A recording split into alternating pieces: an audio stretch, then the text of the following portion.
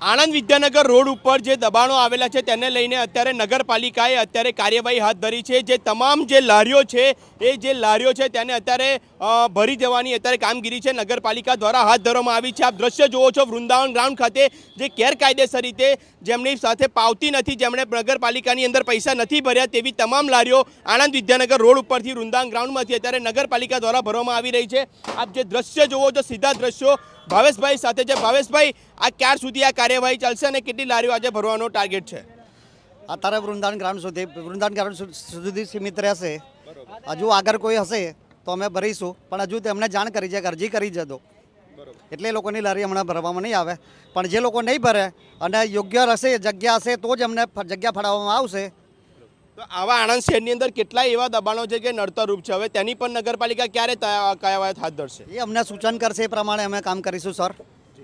જે પ્રમાણે કહેવાય છે કે આણંદ નગરપાલિકા વિસ્તારની અંદર એવા કેટલાય દબાણો છે કે જે નડતરરૂપ છે, હવે તેની પર ક્યારે નગરપાલિકા કાર્યવાહી હાથ ધરે છે તે જોવું રહ્યું છે। ફક્ત એક જ ઇલાકાની અંદર અત્યારે ટાર્ગેટ કરી નગરપાલિકા દ્વારા અત્યારે લારીઓ હટાવવામાં આવી રહી હોય તેમ લાગી રહ્યું છે। સતત અપડેટ માટે અર્બન ગુજરાતની સાથે જોડાયેલા રહેજો।